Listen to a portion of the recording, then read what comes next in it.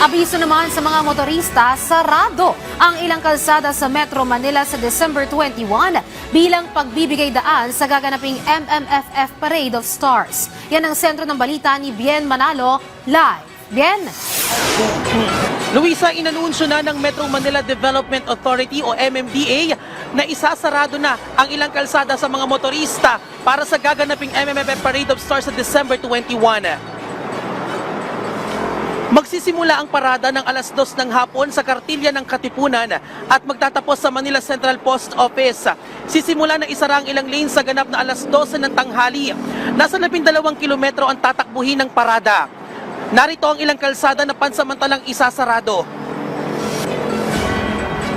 Tampok sa parada ang makukulay at nagagandahang floats ng 10 pelikulang kalahok sa MMFF na ipinagdiriwang ang kanilang ika-50 edisyon ngayong taon. Magpapatupad din ng stop-and-go scheme ang MMDA. Hinihikayat naman ng mga maaapektuang motorista na dumaan muna sa mga alternatibong ruta para maiwasan ang abala. Samantala, bumuo na ng technical working group ang MMDA na magsusuri sa road safety regulations. Ito'y kasunod ng serye ng mga aksidente sa National Capital Region.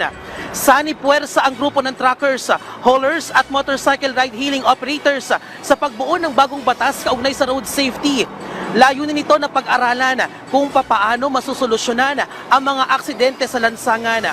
Tiniyak naman ng MMDA na mas gagawin nilang komprehensibo ang kanilang Metro Manila Accident Reporting and Analysis System na ginagamit sa pagtala ng mga datos.